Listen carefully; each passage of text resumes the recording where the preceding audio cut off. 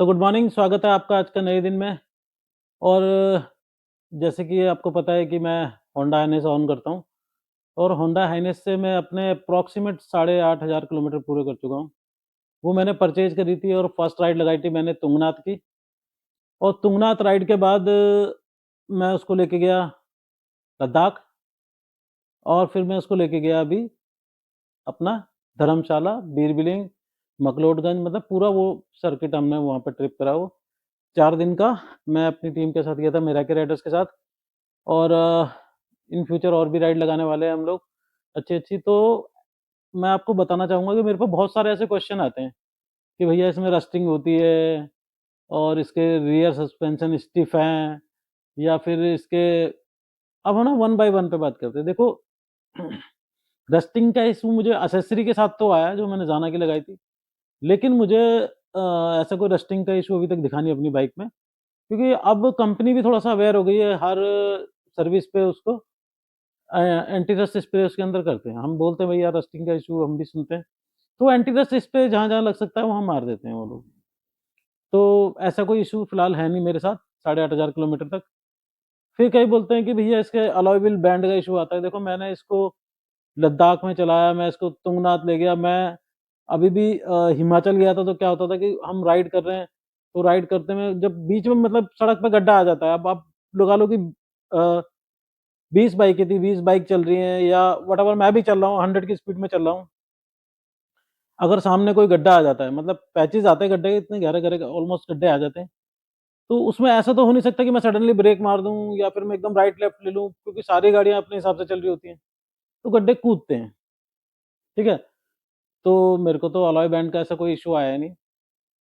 Touch wood अभी तक तो नहीं आया भाई, आगे का पता नहीं।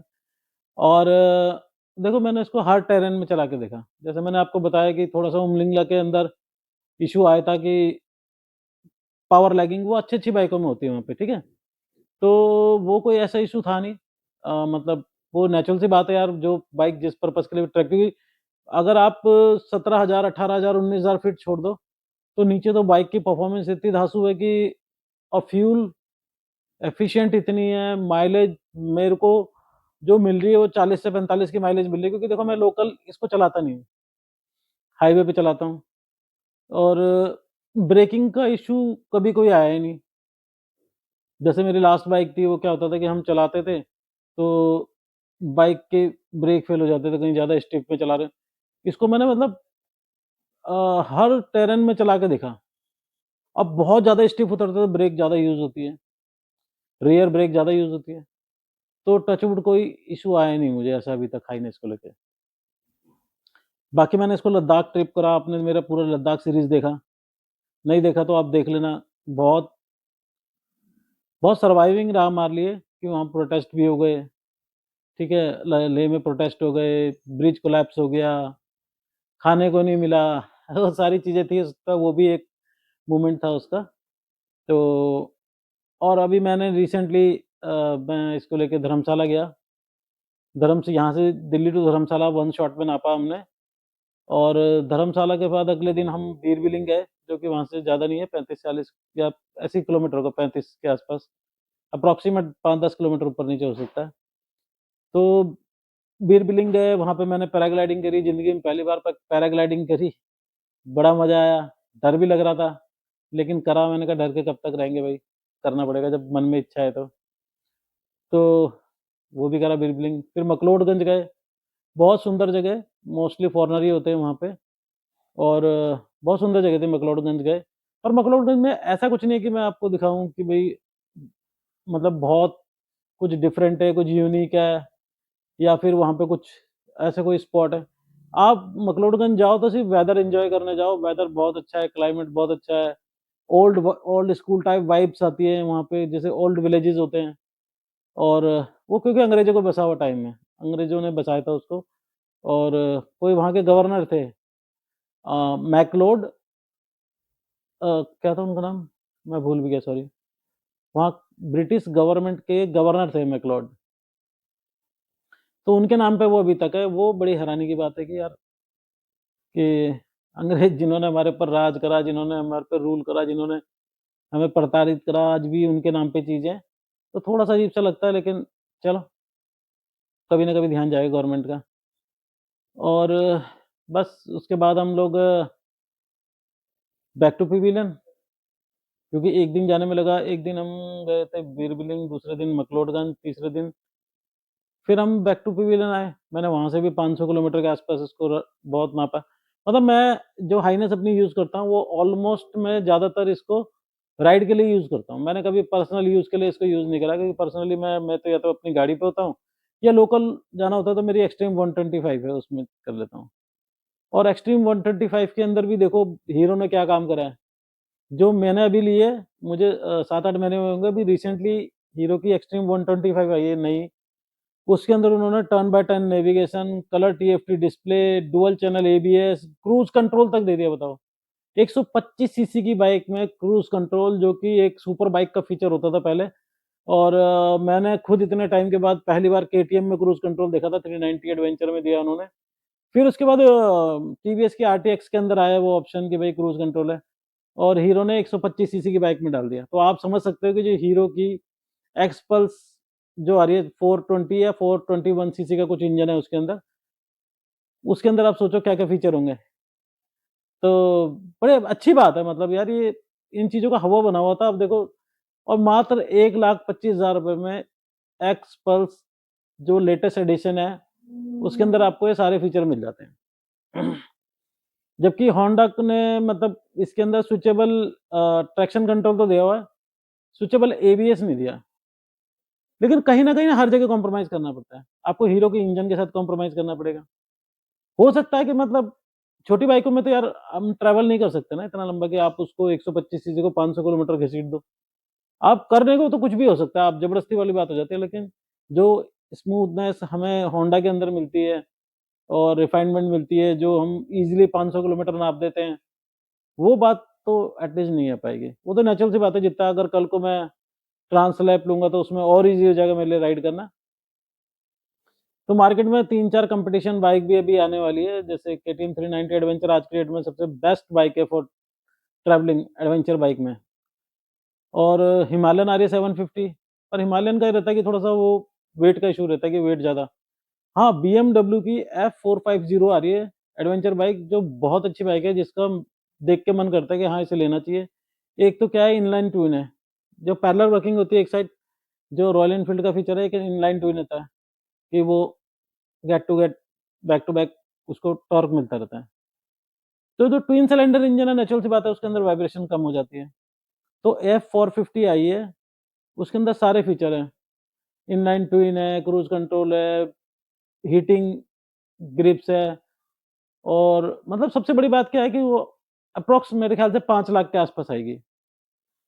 बाकी फ़र्क तो है भाई, साढ़े 3 लाख रुपए की, लेकिन क्या होता है, ये जो सिंगल सिलेंडर इंजन होता है ना, आप कितना ही बड़ा बना लो, आप जब उसे रेयर करोगे तो वाइब्रेशन आएगी, और ट्विन सिलेंडर के अंदर ये दिक्कत नहीं आती है। तो मेरा भी विचार है 450 का, कि मतलब विचार तो है, विचार तो बदलता रहता है। अब हो अभी तो नेक्स्ट ईयर तक पता नहीं कितने कंपटीशन बाइक्स आ जाएँगी, तो उनको देख के अपन डिसाइड करेंगे भाई क्या लेना चाहिए। बजट भी डिसाइड करता है भाई, बजट भी।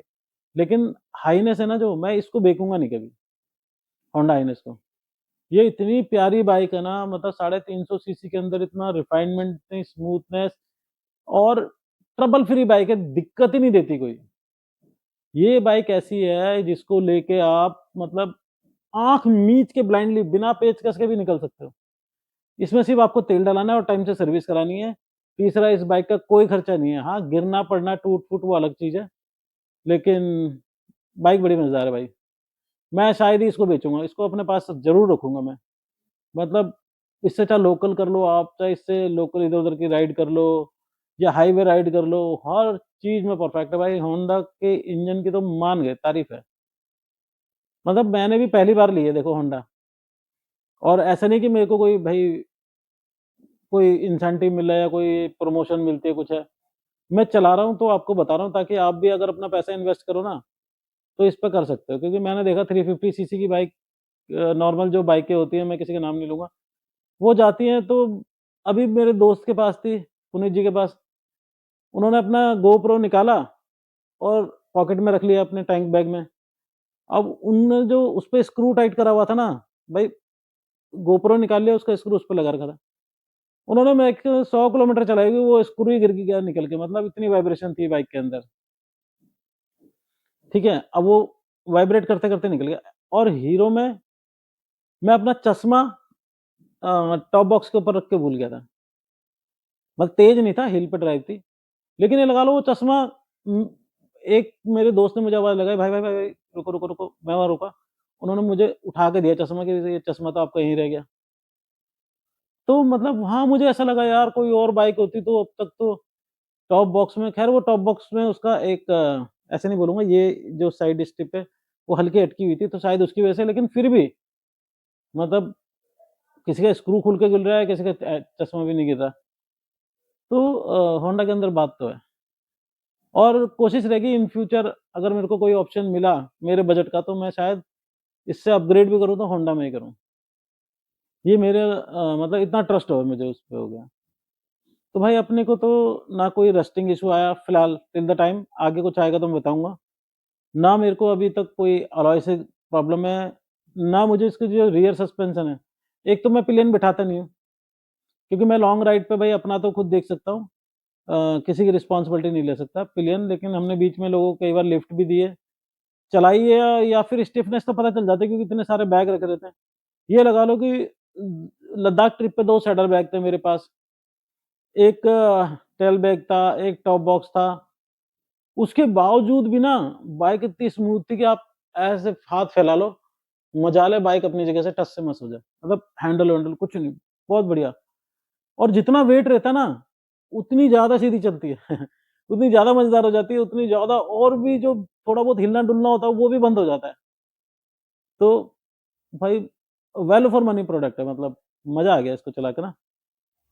और बाकी भाई अपने 8,500 किलोमीटर पूरे हो चुके हैं और रिसेंटली बस अब एक संडे राइड पे तो जाते रहेंगे, आपसे मिलते रहेंगे, लेकिन एक लॉन्ग राइड लगने वाली है जल्दी और उसके बारे में अभी मैं डिसाइडेड ही नहीं हूँ। 2 हैं, 2 जगह हैं, उनमें से कहीं भी मैं जा सकता हूँ। तो जैसे भी होगा वो आपको साथ के साथ अपडेट मिल ही जाएगा। बाकी आप इंस्टाग्राम पे मेरे को फ़ॉलो कर लिया करो, मैं उसमें पहले से ही डाल देता हूँ। अगर मान लो मैंने जाना है तो मैं 2-4 दिन पहले उस पे अपडेट देता हूँ कि भई मैं यहाँ जा रहा हूँ। तो होंडा को लेके भाई मेरे विचार बड़े स्पष्ट हैं कि I love Honda, I like Honda. Honda की भाई साहब, हाँ, होंडा में सर्विस सेंटर में मैं गया, वो भी बड़ा मतलब नेचुरल सी बात है, आप बड़े ब्रांड के साथ जुड़ते हो ना, तो वहाँ पे आपको जो कस्टमर को वैल्यू देते हैं ना, वो थोड़ी ज़्यादा देते हैं। मैं बिग रिंग के सर्विस सेंटर गया, वहाँ पे आप किसी को बोलो, हालाँकि मेरा जो दोस्त है, उसकी बाइक में क्या था कि कुछ ब्रेक का इश्यू था और वो बहुत जाके वहाँ पे हाइपर हो गया कि भई इसके आगे का ब्रेक पैड ज़्यादा घिस रहा है, ये और वो फलाना-ढिमकाना। वो बेचारे चुपचाप सुन रहे थे, जब उन्होंने खोल के देखा ना तो उसका मास्टर सिलेंडर है ना जो, वो एक ऑपरेट हो रहा था। आगे जो 2 पिस्टन होते हैं ना ब्रेक में, वो एक ऑपरेट हो रहा था, एक हो रहा ही नहीं था क्योंकि उन्होंने बहुत दिनों से उसकी मतलब सर्विस ही नहीं कराई थी। अब भाई देखो, हम लोग लगाते हैं लॉन्ग राइड, तो हमें चीज़ों की अब सर्विस टाइम से होनी चाहिए। सर्विस का मतलब इंजन ऑयल ही नहीं होता, सर्विस का मतलब है कि जो उसके अंदर पार्ट हैं, वो सारे टाइम टू टाइम चेक होने चाहिए कि आपके ब्रेक पैड कितने रह गए, दोनों कैलिपर काम कर रहे हैं, नहीं कर रहे पिस्टन के। वो सब चीज़ों को ध्यान रखना पड़ता है। हम किसी भी राइड पे जाते हैं तो हम पहले पूछ लेते हैं, भाई ये हम इतने किलोमीटर की राइड लगाने वाले हैं, इतने पैड बचे हुए हैं, ठीक है, ये काम कर जाएँगे या चेंज करा लें। तो हर लॉन्ग राइड से पहले एक ऐसी तैयारी तो करनी पड़ती है। क्योंकि यार हम मैच्योर लोग हैं, हम कोई ऐसा तो है नहीं कि हमें ज्ञान ना हो और उठा के चल दें। तो किसी भी लॉन्ग ट्रिप पे जाने से पहले ये सब तो करना ही पड़ता है। तो सारी चीज़ों को चेक करके जाएँ अपने घर से, ताकि आपको रास्ते में दिक्कत ना हो, इमरजेंसी की सारी चीज़ें रखें आप। देखो लेह लद्दाख के अलावा मुझे लगता नहीं कि कहीं आपको बहुत ज़्यादा टेंशन लेने की ज़रूरत है। ठीक है, मैं स्पीति भी करके आया, स्पीति में क्या है ऑप्शन मिलते रहते हैं पेट्रोल के, खाने के, सब चीज़ों को। लद्दाख में ऐसा होता है कि कई-कई रीज़न में आपको नेट भी नहीं मिलता, आपको अ, नेटवर्क नहीं है, आपका फूड नहीं मिल रहा, आपको इतने आपको पता है इतने किलोमीटर तक कुछ नहीं मिलेगा, पंचर वाले नहीं मिलेगा। तो स्पीति में शायद स्पीति में करके आया था तो मुझे वहाँ ऐसी कोई दिक्कत लगी नहीं। ठीक है, फिर भी आप लद्दाख और स्पीति कर रहे हो तो उस हिसाब से सामान रखें। ठीक है, अदरवाइज़ ना आपको कोई ज़रूरत नहीं है, पेट्रोल पंप हर जगह हैं, सर्विस सेंटर हर जगह हैं, होंडा में वैसे भी कोई दिक्कत आती नहीं है। आप भूल जाओ टेक्निकल कोई इश्यू आपको रास्ते में परेशान करेगा। हाँ, एक क्लच वायर एक्स्ट्रा रख लो, ठीक है? और आप नकेल गार्ड लगवा लो। अगर आप अगर नकेल गार्ड नहीं लगवाते हो तो एक इधर का लीवर, एक इधर का लीवर रख लो एक्स्ट्रा। क्योंकि आप जब गिरते हो सबसे पहले क्या होता है लीवर ही मुड़ जाता है या डैमेज हो जाता है। तो इसके ज़्यादा लीवर एक्सपेंसिव भी नहीं है। अभी सीबी 350 के मेरे दोस्त लेके गया था, लद्दाख वाली ट्रिप पे 2-2 ₹250 के आते हैं। तो आप कैरी कर सकते हो उनको। क्लच वायर कैरी कर सकते हो आप, रेस वायर कैरी कर सकते हो, ठीक है? और तो ऐसा कुछ ज़रूरत होती नहीं है। जैसे पिछली बाइक मेरी हर 1000 किलोमीटर पे चेन को अपडेट करना पड़ता था कि भई इसको चेन लूज़ हो गई है, वो होंडा के साथ ये भी दिक्कत नहीं है। सर्विस टू सर्विस ही चेन टाइट करवाई है मैंने, जब भी चेन-वेन जो एडजस्ट होती है, वो कभी इश्यू बीच में मैंने किसी को दिखाया भी, मैंने कहा यार देख ले चेन-वेन लूज़ तो नहीं, क्योंकि मेरा वो पुराना एक्सपीरियंस चल रहा था मेरे साथ, तो ऐसी कोई दिक्कत भी नहीं आई। तो ऑल मिला के सब कुछ मिला के अभी तक 8500 किलोमीटर का सफ़र अपना बहुत बढ़िया रहा होंडा के साथ। और आई होप इन फ्यूचर भी ठीक रहेगा, क्योंकि बाकी सारे कई लोग चला रहे हैं। तो फीडबैक तो यही है। और आप ये लगा लो कि अगर आप होंडा हाइनेस चला रहे हो 350 सीसी, तो मेरे को लगता नहीं कोई 100-120 के बीच में आपका कहीं भी कॉन्फिडेंस लूज़ होगा कि कोई आपको बीट करके आगे निकल जाए और आप उसको फ़ॉलो ना कर पाओ, या आपका जो टीम लीड कर रहा है वो आगे चल रहा है और आप उसको फ़ॉलो ना कर पाओ। ऐसा मेरे को लगता नहीं कि इश्यू आएगा कभी, क्योंकि मैंने पर्सनली फ़ील करा है ऐसा कोई इश्यू आता नहीं है इसके संग। क्योंकि जब वाइब्रेशन नहीं है तो आप दिल खोल के चलाते हो इसे, और ऐसा कोई दिक्कत आता नहीं है। तो वीडियो बहुत लंबा हो जाएगा, तो आज का वीडियो करते हैं एंड। मिलते हैं नए डे के साथ, नई आइटिनरी, नई डेस्टिनेशन, नई ट्रिप पे। Till then take care, tata bye bye.